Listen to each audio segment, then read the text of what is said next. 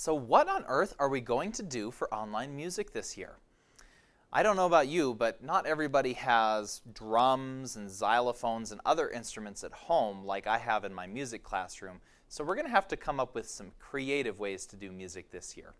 We'll still do lots of singing. And the only thing is, because it's a video, I won't be able to hear you sing back. So hopefully you can do some singing in your house while you watch these videos. We'll do it two different ways. Sometimes we'll sing together. I'll say, sing along with me, once you already know a song. But if you don't know a song yet, or I need to teach something to you, I might say we'll do singing taking turns. I might say, my turn, your turn. And I'll sing something, and then you can sing it back to practice it on your own.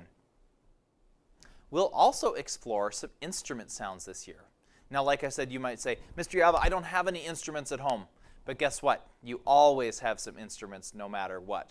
You've got your voice, which we already talked about. We can sing or chant or whisper even. We can use all of those sounds to make music. But you also have your body. What, Mr. Yava? How is my body an instrument? Well, your body can make sounds too, and you can put those sounds in patterns, which is basically all that music is, sounds in patterns. You could clap. Try that. Yeah. Now, you don't want to do a slap. You don't want to hurt yourself to make music. So a good clap is put your fingers where they land in your palm and kind of cup it. You could snap. Some people have trouble snapping. Keep practicing until you've got it and just fake it till you make it. You could pat your lap. Or we could even stomp our feet. That's 4 ways right there to make sound with your body. Because you're making sound with your body by hitting, stomping, snapping, or patting, we call that body percussion. Percussion are instruments that you hit or scrape to make their sound. So body percussion is using your body as an instrument. Another thing we can use for instruments is your specialist toolkit bag. Hopefully, all of you have been able to pick up your bag like this from school, either here at the Four Georgians office, or if you're joining us from a different school, it should be at your home school's office. And if you don't have your toolkit yet, you can call the office and get some information on when and how to pick it up. But the fun thing about our specialist toolkits, we got some help from some people in Helena to get some equipment for everybody to use at home this year. There's some things like a pool noodle, or some moving scarves, or a jump rope, or some rhythm sticks, or even a couple different balls and things like that. Now, I've been telling all the students here at school that we need to use our tools the right way. If you are trying to use tools in the wrong way by playing around with them, it could be unsafe, right? Either your tools could break, or maybe you could get hurt. And we don't want either of those to happen. So let's take good care of your toolkits that you get to use for music and for PE, and keep them somewhere safe where they'll stay organized and where you can find them when you need them for online music class. So that's another way that we could use some instruments at home. A final way that we could find some interesting instruments is what I call found sounds. Sometimes Mr. Yava will say, find a found sound for this activity. And that could be anything in your house that makes an interesting sound.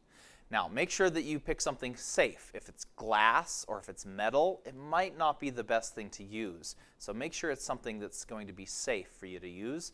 And also, ask permission from an adult if it's not something that you might otherwise be able to use.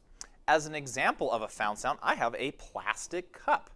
This is something that anybody might have in their house, but anything, even a plastic cup, can make a couple different sounds. I've got a cup and I've got a pen here, and I could tap it on the rim of the cup. That makes a sound. Or I could tap it on the bottom. Makes a little bit different sound. It's got some texture on the side, so I could scrape across it with my pen. Or if I was on the floor or sitting at a table or desk, I could tap the cup on the table or on the floor, and that makes a completely different sound. So this is an example of a found sound.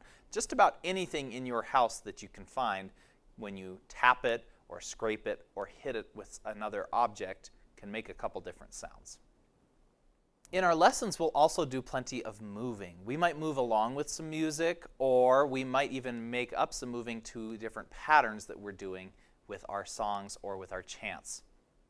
And finally, something else that we might do in some of our lessons is what I like to call music challenges.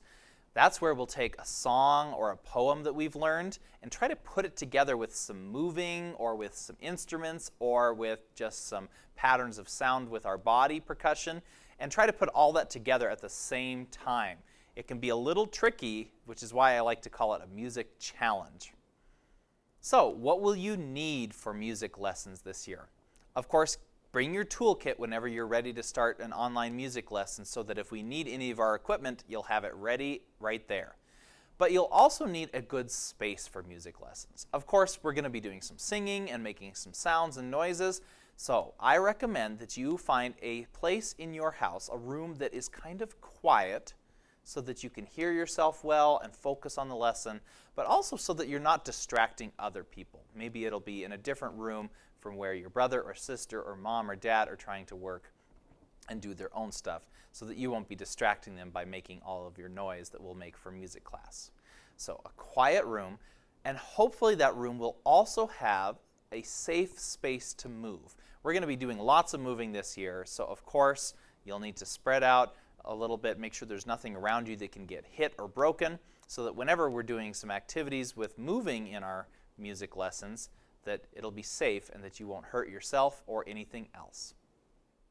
Finally, every once in a while, I might ask you to find something special and unique for one of our music activities. It might be something in your house like a toy or a stuffed animal to use, or something else like that. And if I ask you to grab something that we don't normally use, I'll give you some time in the video to go get it. You can pause the video, you can go get whatever you need and come back. This is the end of this video, so don't forget to answer any questions below and then click next to move on to the final video for this lesson.